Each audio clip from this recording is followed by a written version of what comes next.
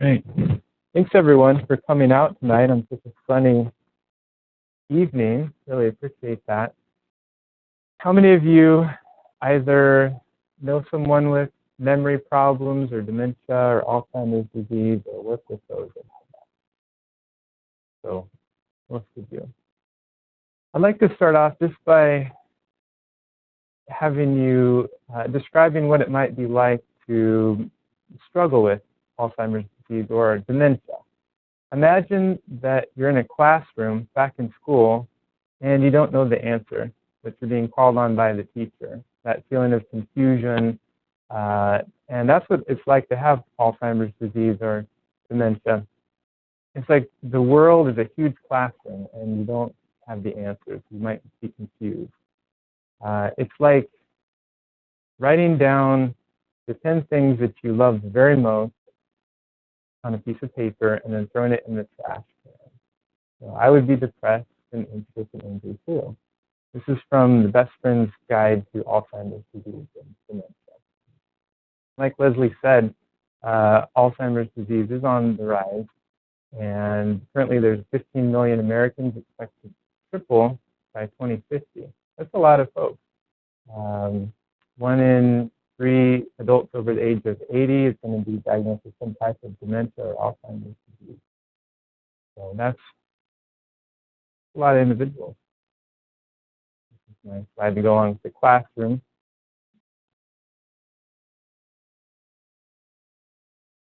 And how to know if you might be at risk or to identify those at risk.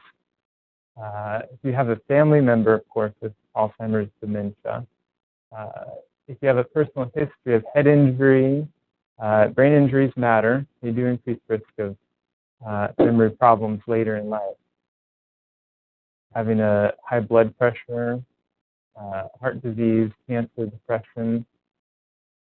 And just as important as doing the wrong things, it's also important to make the things that you don't do make a difference too. For example, not exercising 3 times a week.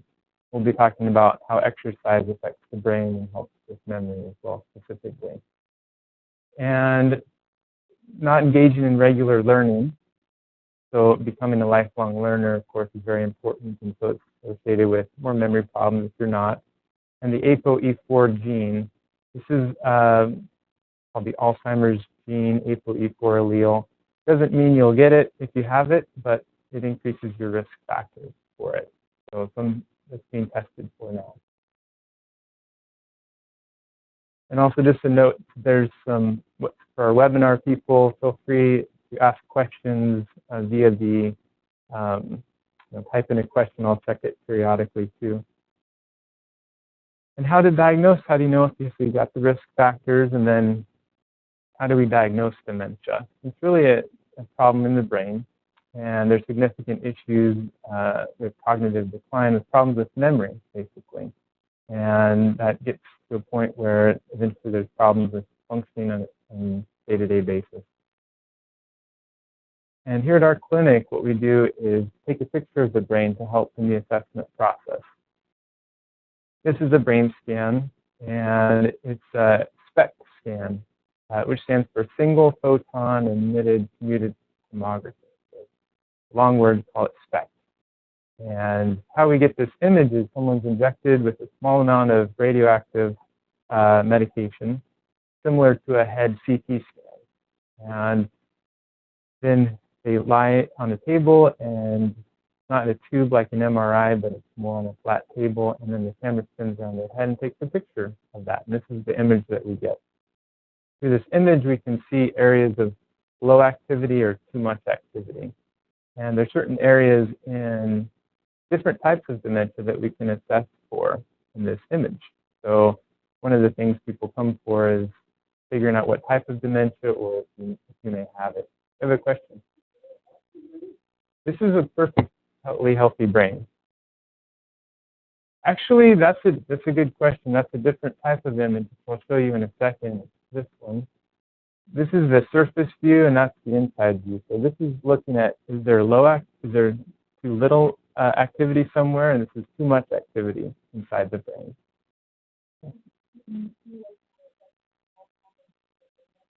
Yeah,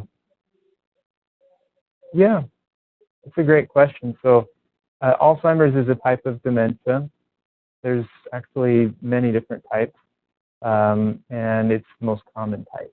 And so that's the name of the talk is Alzheimer's. But really, when I'm saying Alzheimer's, I'm really thinking, at least for this talk, dementia in general, or problems with memory.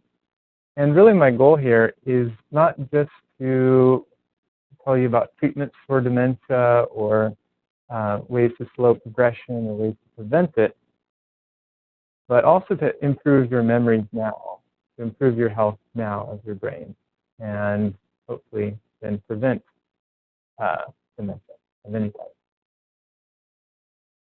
So this view is, again, the surface view. And what we're looking for when we look at the scan are the temporal lobes. And if you think about your temples, they're right in here, and those are where your memories are stored, basically. And so we start to see them sort of disappear on the scan, is what we'll notice. And you can see changes on imaging 9 years before somebody has memory problems, which is kind of cool, because the earlier you start treatment, the better the outcome. Different types of dementia, there's different problems, like in the front part of the brain, it's more focusing, concentrating, motivation, and impulse control. This view is overactivity. So are there any parts of the brain where there's too much activity and someone may be more depressed, which is one of the great imitators of dementia is depression, which is you're depressed, you might have problems with memory, but you may not have Alzheimer's. This happens a lot in older adults. So this is a nice way to differentiate the two. Now this is a patient who does have Alzheimer's disease. You can see the difference between this brain and this brain. I mean, it's pretty clear. You know, there's holes. Now it doesn't mean that you've got holes in your head. That's what I always say. It doesn't mean you have holes in your head. It means there's decreased blood flow. That's really what we're looking at is overall blood flow and activity. And you can see it looks terrible. And this is more later stages.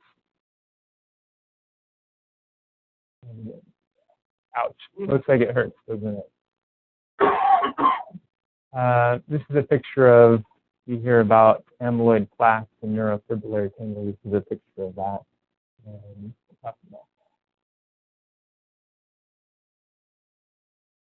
really, it's damage to nerve cells. And the treatments that we're talking about focus on different aspects of nerve cell, how we can enhance the function of the nerve cell. And yeah, definitely a progressive disease, of course. These are the categories we'll talk about. First one's blood flow. So this is a picture taken of just the blood vessels in the brain. These are what we're measuring with the SPECT scan.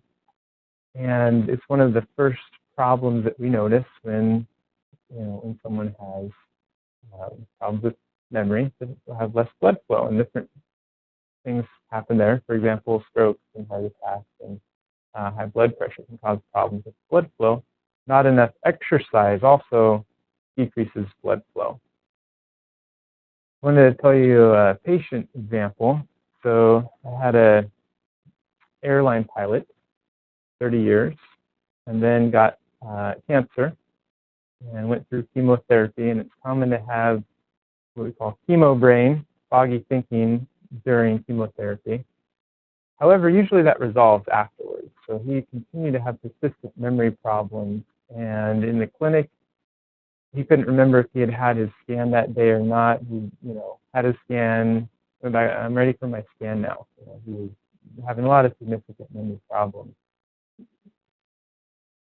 He noticed one key element why I thought of him for this is that when he exercised, his cognitive function almost returned to normal. So he had some significant blood flow issues as part of it. He had really good memory when he exercised. And so what we did for him was had him increase exercise. And the other factor was he had significant toxic exposure because as an airline pilot, you're in a compressed space. So the air is recirculated And he had, sometimes what will happen is that jet fuel will get volatilized and actually inhaled. If you guys have ever been on an airplane and smelled some of yeah. And so the toxins in the jet fuel are similar to insecticides, which we know cause problems with the nervous system. So he had that built up over 30 years and really didn't have memory problems over the course of his life. However, adding on 2 years of chemotherapy pushed him over the edge for his nerve cells. And so that's when he started to have memory difficulties. So what we did was a cleansing program, basically sweating, using some nutrients that are detoxifying for him, improved his diet, had an exercise, and we used some specific nutrients I'll be talking about later. 6 weeks later, his wife said, "I've got my husband back." You know, his memory had improved back to normal almost. And it was just an amazing example of, you know, removing the obstacles and improving function. This was a very motivated individual. I mean, he really did exercise 5 days a week, and he really did change his diet and improve what he was eating, and eating more vegetables and lower carbohydrates. We'll talk about the diet that we use in a little bit. So blood flow matters. I like this cartoon. What fits your busy schedule better, exercising 1 hour a day or being dead 24 hours a day? I mean, we need exercise. You know, we're made to move. And exercise increases something in the brain called BDNF, brain-derived neurotrophic factor. And BDNF basically is like miracle growth of the neurons. It increases rewiring and makes them grow. And so exercise is just critical. If we don't exercise, if we become, you know, less active, we're going to have less BDNF, less brain growth. As we age, we tend to have less brain growth anyway. You know, there's always a balance between growing new neurons and breaking down neurons. We used to think you were kind of born with all the neurons you're ever going to have and then just prune them away until the end. But it's not true. You're always making new connections. And if you think about this concept as we're aging and going into retirement, one model of that is to do less, to just sort of sit around and relax. You've earned it, right? But at the same time, you sort of told your brain to turn off. So if your brain will do what you want it to do. It's like a muscle. If you don't continue to exercise, your muscles get weaker and atrophy. And that is really what happens with the brain. I think that it's not necessarily a given thing that you have to lose memory and cognitive decline as you age necessarily. I don't think it's a must. We're more susceptible, but I think by improving the health of your diet, nutrition, and exercise, I think you can, you know, have good memory into old age. That's the dream. Any questions? You guys can ask questions as we go. Cell membranes. When we think about the cells, we're only as healthy as our cells are. So our cell membranes are very important. A nutrient that I really like and I'm excited about is called phosphatidylserine. And 10% of your brain is made out of phosphatidylserine, actually. There's a study done in the journal Nutrition and Biochemistry in 2010. They took 70 adults. They gave them 300 milligrams of phosphatidylserine. After 6 weeks, they had improvements in memory. They had mild cognitive decline. So the first early stages of dementia. And these individuals had improvements in working memory or word finding difficulties. They had improvements in word finding. And that's one of the early signs of dementia is word finding difficulty. And word finding difficulty just means it's kind of like how it sounds. You're trying to think of what is that metal box where it warms up bread, and you know, it's a toaster and kind of think of it. So just the everyday things that you just can't bring to the front of your mind. Help them with that. It's a nutrient, very safe. I think what's so interesting is that they looked at phosphatidylserine for teenagers too. 17 to 18-year-olds. There's a study in China to see if it would help their memories also. They were given 100 milligrams, and they showed that it improved their memories too on testing. And just recently, adolescents, they did a study on phosphatidylserine to help with ADHD. It actually helped these kids with ADHD too. So it's just a really exciting treatment that works well. It's very safe. That and fish oil. Fish oil and omega-3 fatty acids are just very important and critical in cell membrane health because they help with the cell membrane fluidity and keep the cell membranes kind of fluid and so that nutrients can come in and toxins can come out easily. Yeah.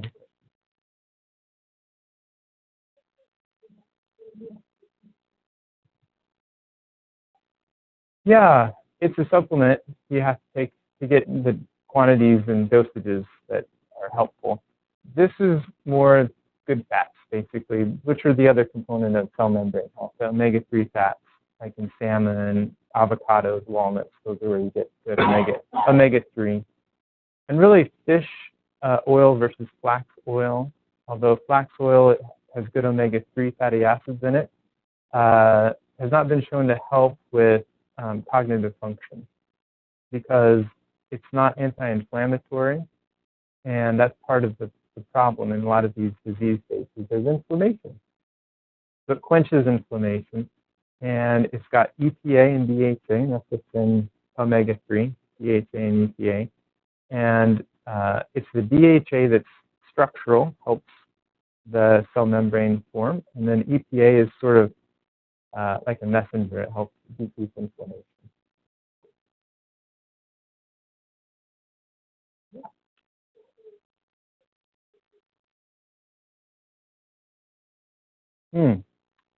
My thought is on that, on the 369, our diet, if we think as a whole, we're primarily getting in a lot of omega-6 and 9. That's just what we eat, Most oils in, like the hummus has a lot of omega-6 in it. Chicken, meat, it has a lot of omega-6. I think we really need to balance it with the omega-3. So that's how I think we need to balance it. Inuit used to eat a lot of, their diet was more of a ratio of almost 1-to-1 omega-3 to omega-6. They would eat seal and whale and blubber, yeah. And it's high in omega-3, very high actually. And so, I think that's we want to head that direction. They're healthy, still the same thing. Good for the cell membranes, not necessarily as powerful for the brain.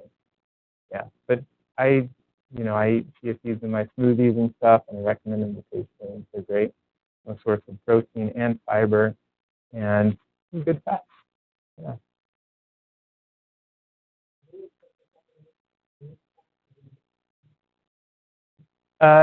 Originally, the studies were extracted from brains of animals. So it came from brains. Problem there with prions and Creutzfeldt-Jakob disease and things like that. So they found a soy-derived form. And they used to think, maybe it's not as good, but the study I just mentioned was on soy-derived specifically. So works. Eggs, there's phosphatidylcholine. So there's serine and choline. So there's choline in eggs, not as much serine. In foods, you can definitely get some phosphatidylserine, but yeah, I just found the supplement to work well. Good questions. Yeah, keep them coming. All right, I got another cartoon. Do you know that awesome feeling when you get into bed, fall right asleep, stay asleep all night, and wake up feeling refreshed? Me neither. I think this is a cool slide because it tells us a couple of things. First of all, sleep. We all know sleep is really important, and so I'll jump on that bandwagon first. I mean, sleep's really important. There's a study done. Does sleep have to do anything with predisposing us to dementia or Alzheimer's? Well, I see a head nod. It does. Baltimore, they did a longitudinal study, and they looked at sleep and over 20 years, because it takes, Alzheimer's disease starts 30 years before you ever have any symptoms. So they did a 20-year study, basically. And they did a PET scan, which is similar to a SPECT scan, but they looked specifically at beta amyloid plaques. And they found that those individuals that didn't sleep as much and had poor sleep, they had more beta amyloid plaques. So we know there's a correlation there. Then they did a step further and said, okay, they didn't do that. That was just, they just looked at that. And then second, they did the 20-year study. So they took twins. There were 2,000 twins, and they followed them for 20 years. They measured their sleep and how they, based on questionnaires. And then they basically looked at them and saw who got Alzheimer's and who didn't. And if you slept less than 7 hours, or over 8 hours, if you use hypnotics, which are like Ambien, things like that, over 60 days, they're more likely to associate with Alzheimer's. And just not, poor sleep was the third. And so why is this the case? When you sleep, your neurons actually shrink a little bit, and so there's more fluid can flush through, sort of cleanses them out, cleanses the neurons. And by 60%, there's increased circulation. That's a lot. And so it's really a restorative healing time for the brain when you're sleeping. So there's sort of a pattern of beta amyloid plaque deposition more during the day and less at night when you're sleeping. I think it's fascinating. And so sleep definitely does have an effect. Now, we have this, the other point is that we have in our minds that we have to fall asleep and not wake up for 8 hours to 7.5 hours. Otherwise, it's not a good night of sleep. There's what we tend to have as a society, a lot of anxiety or stress put into sleep.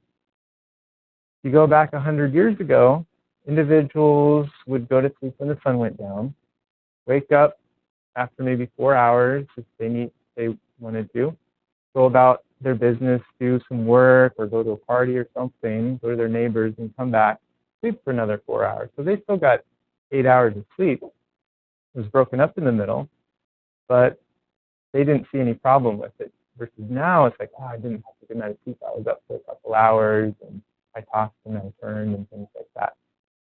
So you have my permission to be less stressed about sleep and just, getting chunks of sleep, restful sleep is what's important. Rule of thumb is you want to have about 5 1.5 hour sleep cycles. It's about 7.5 hours total. And that's what you need for good memory and focus and concentration throughout the day. So any questions about sleep? That's great.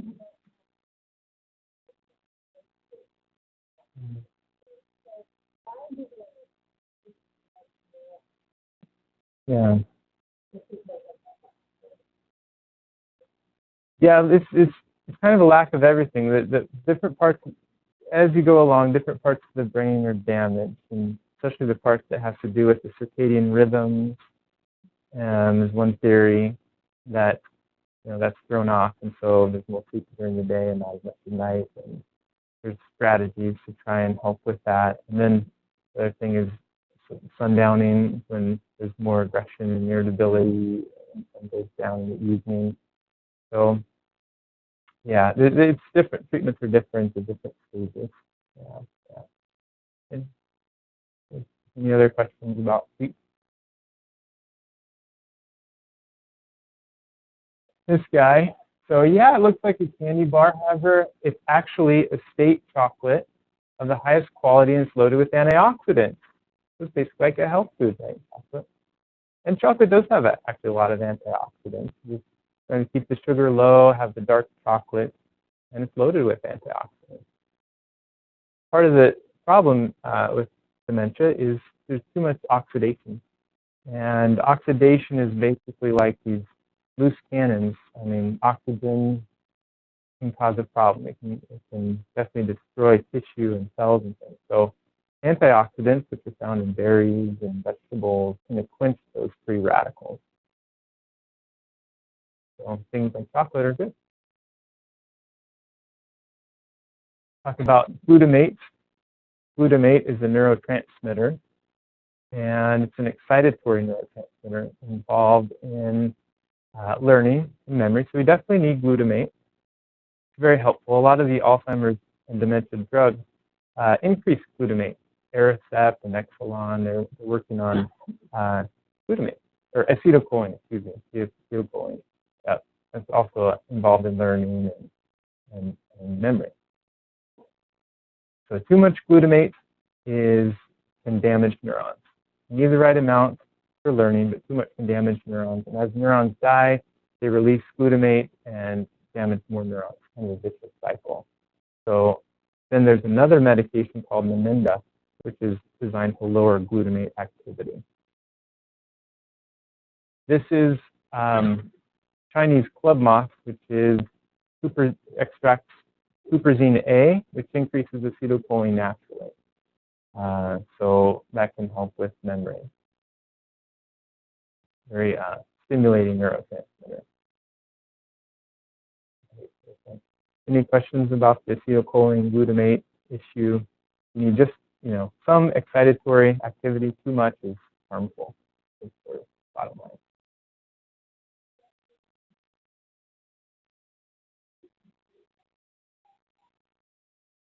Yeah, that's a good question. Yeah, the gluten-free diet, I don't think there's enough known to say that, like the sleep thing, yes, it's a risk factor or not. I'll just sort of stand on my soapbox for gluten for a second. There's a book out called Grain Brain by Dr. Perlmutter, great book. My thought on gluten is there definitely is, it's not just a fad. People who stop eating gluten feel better. It's not placebo. They really are, because we'll have them go back and eat it, or they forget and have something and then they feel worse. So it can cause all sorts of problems, and it's not necessarily an true allergy, but more of an intolerance problem in their system. It's partly an immune reaction, but it's not your normal type of immune reaction. So there can be problems with digestion, pain, cognitive problems is one of the biggest things I see is difficulty concentrating, lower energy. I think it's important to just check for celiac disease and make sure that that's not there. So that's my philosophy, is just check it out and try avoiding gluten. If it's a problem for you, then that might be a risk factor for you. If it's not, then don't worry about it. But gluten is hard to digest. And there's some that say you can't digest all of gluten. You can digest part of it, but it's a really long, complicated molecule. And you can't digest all of it. So then it rips the gut a little bit. It rips the gut. So you eat it at breakfast, rips the gut, and then it heals, because your gut can heal. It's most rapidly dividing cells are in your gut. Gut heals at lunch. You have a sandwich, rips your gut, then it heals. Dinner, rips your gut, heals. So that may be fine, but you add stress onto that where your cells aren't replicating as quickly, or you eat something else that is harmful to the digestive tract, and then those cells may not heal in between meals, for example. And that's the thing when you start getting problems with the whole leaky gut issue, and that's where you have damage to the gut, and then the intestinal cells are like this, and they get kind of swollen and enlarged from inflammation. Molecules can leak through that shouldn't, like food particles, and then that's where food allergies can come from, the food intolerance, more than just gluten. Any questions?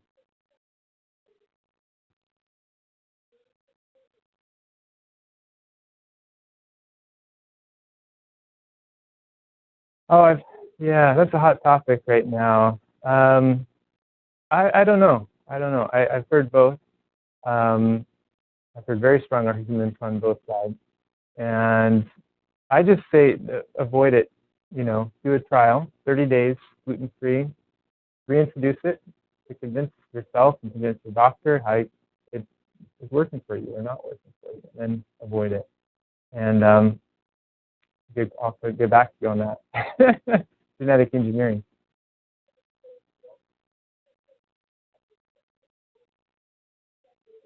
When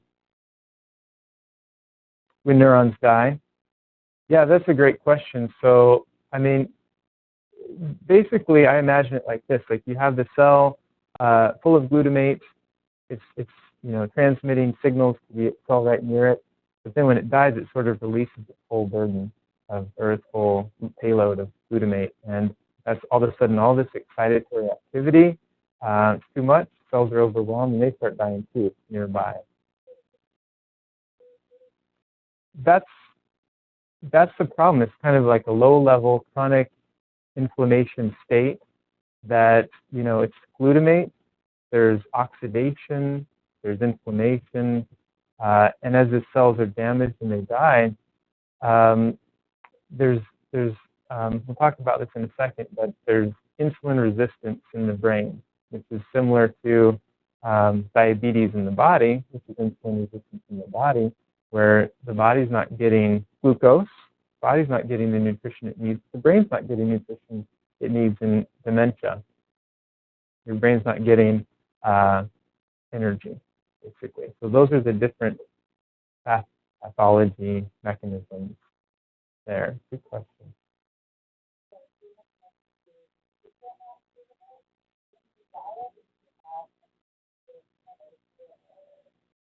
Well,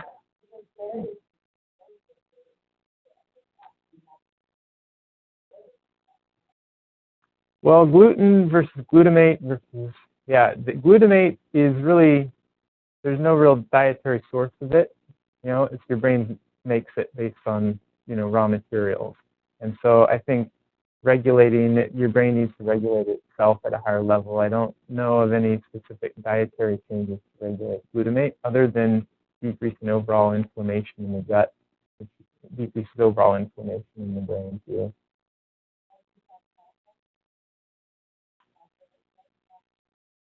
Well, so it is made from like GABA and glutamine and things like that, but taking there aren't really dietary sources, so you can eat more glutamine. We can get into supplements, that contain glutamate, certainly, like glutamic acid and GABA can help kind of reduce it, but dietarily, I'm not sure. Yeah, good question. Okay. Ellen.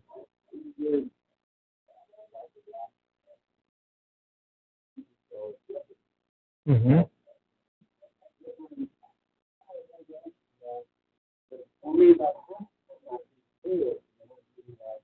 Mm-hmm.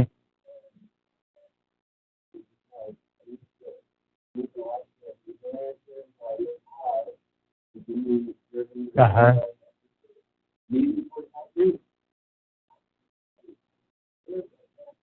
Mm-hmm. Yeah, too much gluten. So I mean that can be a couple different things, but information processing speed is what we call it. So that. Mm-hmm.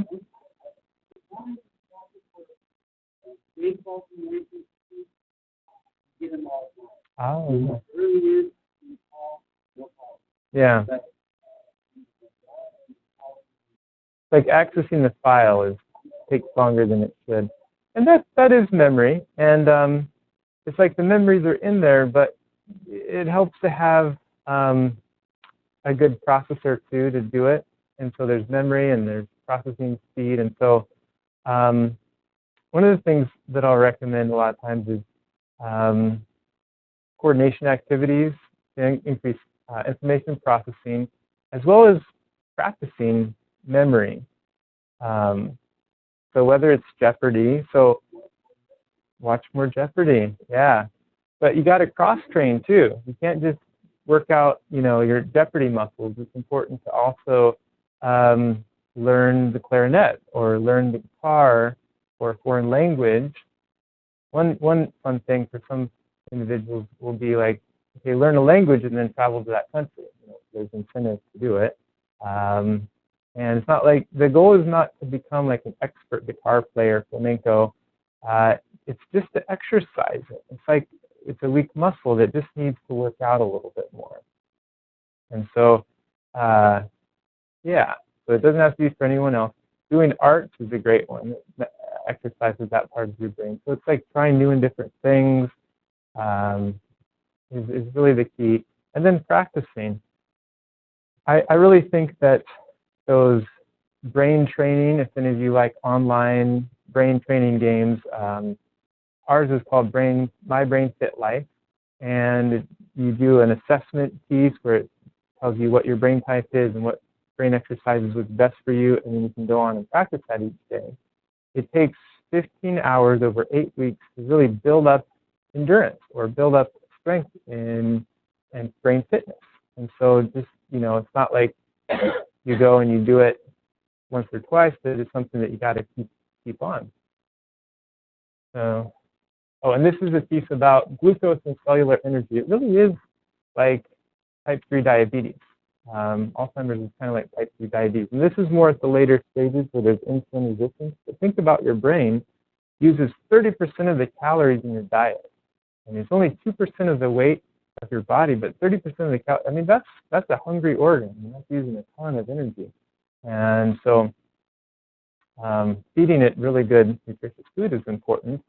And eating it in the right ways to really increase that brain energy is key. So, in short, avoiding trans fats, sugar, refined carbs. We talked a lot about the gluten question. I knew that would come up. And then we want to add these things to our diet. We want to add the nutrient-rich berries, the bioflavonoid-rich berries. And blueberries in particular, study in 2012 on blueberries, and something I mentioned earlier, the brain-derived neurotrophic factor. You guys remember that? Remember what it does? BDNF. Yeah, miracle grow. Good job. In the hippocampus, which is like specifically the memory center in the temporal lobes. So blueberries help memory. They help protect your memory. If you freeze them and then thaw them, you get even more bioflavonoids, because if you think about, you know, fresh blueberries, they're not as messy as frozen thawed blueberries. They're just like juice everywhere. That's exactly what you want. You want the juice and the color. That's what's so helpful. So frozen's fine. I wouldn't microwave it if possible. Don't nuke it. Just let it thaw.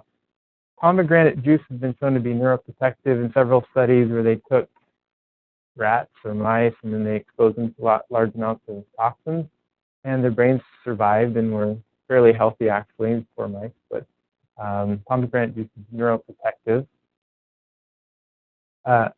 Kale, oh yeah. Yeah, can be a problem. I think it's good. It's good. Yeah. It's great. Yeah, all of the greens powders, superfruit powders like pomegranate.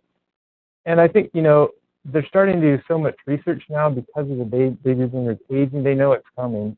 And research dollars are just being poured into preventive ways, nutrition ways to slow progression. And so they're going to be doing more research on the different superfoods, you know, acai berries, and yeah, I think so. I think, you know, blueberries, definitely there's research on them. I think a lot of the superfoods, you know, they're very helpful, very helpful.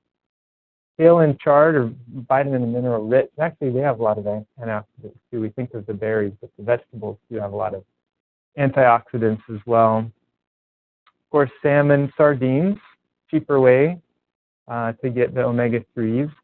Smaller fish tend to have less toxins in them because the larger fish eat the smaller fish, and so they bioaccumulate toxins, but the smaller fish have less. And I always talk about patients eating protein at breakfast. stabilizes the blood sugar. So if you're going to have sugar during the day, the best time would be after dinner versus first thing in the morning, because then you're setting yourself up for blood sugar fluctuations all day long. Having protein in the morning is really key to set your blood sugar, which sets your mood and energy for the day.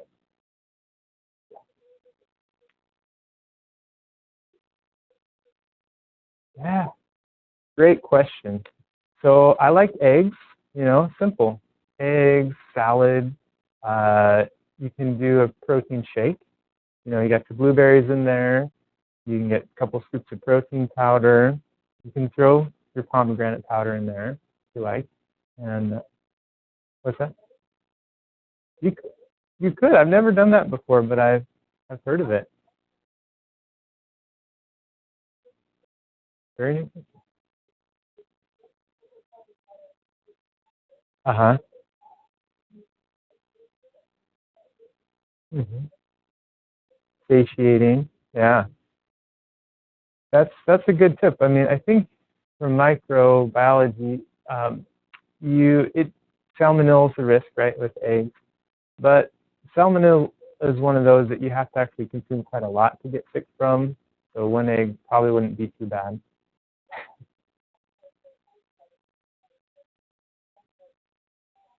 Yeah, wash your egg first. Yeah. Spinach and greens are really good, but you won't even taste the spinach in there. If you're feeling hardcore, you can throw some kale in there. And that's a great breakfast. Like you said, though, for myself, I get hungry after a couple hours unless I put in quite a bit of like coconut oil or coconut milk, because that saturated fat is actually good for you, is satiating. Or have it with some like gluten-free toast or waffle and almond butter, something like that. We don't have to have breakfast foods for breakfast. We're kind of boring here in the U.S., where we just have breakfast foods. You have to have cereal, pancakes, eggs. Can't have anything else. But other countries, it's like, well, you may have curry for breakfast, or sandwiches or whatever. So have leftovers, have dinner for breakfast, salads with salmon. There's a lot of options. I love the question. Um, yeah, I'm getting hungry. Yeah, it's a good question. So let's talk about coconut in the context of the paleo MCT ketogenic diet. My daughter. She's eating a paleo meal, and so there's some greens there. I don't know, some sort of meat, grass-fed, hopefully, and some sweet potatoes, and you might have some fruit for dessert. But that's why I love the Omni Diet. So Dr. Amon's wife, Hannah Amon, developed the Omni Diet. It's basically what it is a high vegetable and lean protein, low glycemic fruit diet. And so you're getting all the greens and the vegetables and the fruit. You're getting the proteins in, and it's lower carb. So that last slide was, okay, these are all the things to add. And if you want to go a step further, this is the next step, basically, for brain health, as far as treating the type 3 diabetes and Alzheimer's. So what we're trying to do here is have a lower glycemic diet. So what does that do when you have a lower glycemic diet, which means or lower carbohydrate diet? So lower carbohydrate diet, we're going to get our nutrition from fats and protein. And the brain, like we talked about earlier, needs a lot of energy. Where's it going to get it? So it's going to get it from fats. And your fats turn into ketones. You've heard of ketone bodies? Ketone bodies basically are kind of like glucose, which is a molecule of sugar, but it's a ketone. And it's 3 times more active than a molecule of glucose for the brain. This is really charged, powerful molecule. And you get more ketone production by just avoiding carbohydrates until you naturally produce ketones. Like when you wake up in the morning from sleeping, you're already producing a lot of ketones. You're in partial ketosis when you eat breakfast. It's over. you can keep yourself in that state by eating a lower carbohydrate diet. So you're forced to produce all these ketones from fats. Coconut oil is a medium chain triglyceride. That's the type of fat it is. It's smaller, and it breaks down easily, and the liver makes ketones out of it.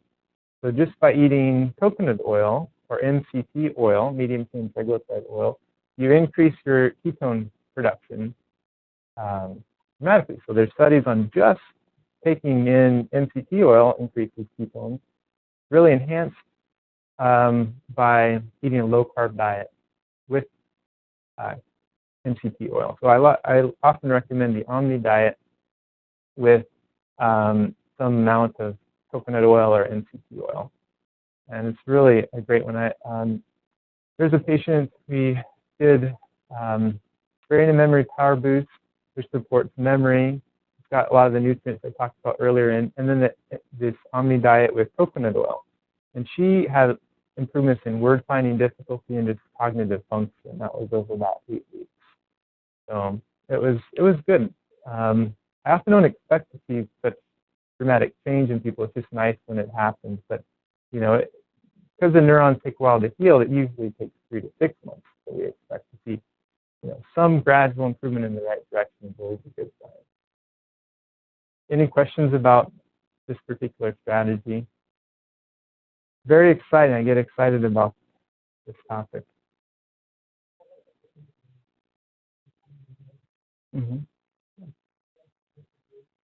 I think it's good for the brain. There's vitamin E in almonds, which is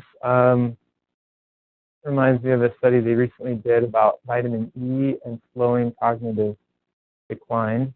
They actually use really high doses, 2,000 international units. So I would definitely work with your doctors before that kind of a recommendation. But it's just a fat-soluble antioxidant, and almonds have it naturally. Almonds tend to be higher in fat and some protein, some carbohydrate. So yeah, we have almonds out here in the lab. It's great. Yeah, good brain food. On this Omni for this diet, small amounts, because of the medium chain triglyceride oil and coconut oil, you can get away with doing some carbohydrate.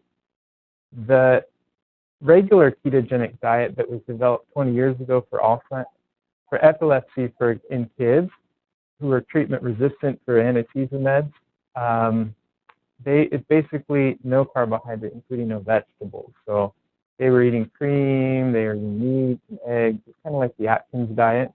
Yeah, which has been studied for all sorts of low brain energy states, including hemobrain, Parkinson's disease, dementia, are the main ones.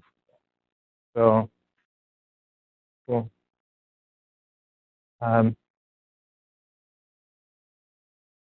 So this is a questionnaire developed by Dr. Sankel and Dr. Amen on assessing yourself or your loved one for signs of dementia.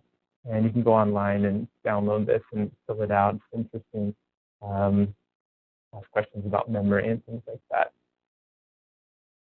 Things you can do. These are things you can do. ApoE4 genetic testing, of course, SPECT imaging, and annual blood work and physical. There's nutrients that are associated with dementia, memory problems, B12, iron levels, zinc, and copper, vitamin D.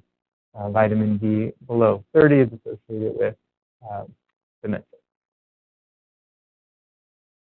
Yeah. Of the tests, B12, vitamin D, zinc and copper, iron.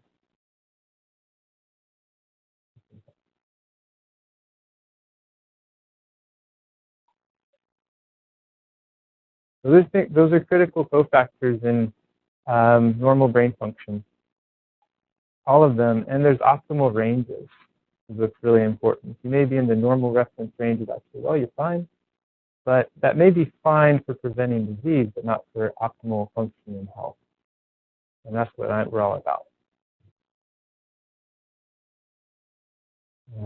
Yeah, I recommend exercising at least 3 times a week to protect your hippocampus, your memory center, because the effect of exercise that increases BDNF and protects your hippocampus from stress lasts about 3 days. So about 3 times a week. Omni Diet, essentially, or at least some of the recommendations we talked about. Brain games, sleeping 7.5 hours per night, learning an instrument, language.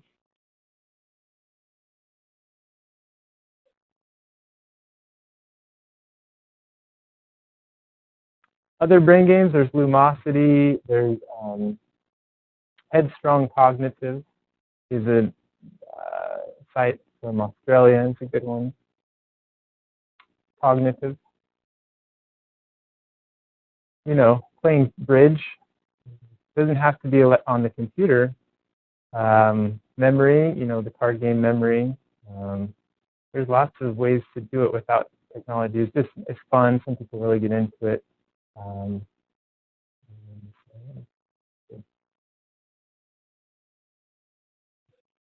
Video games.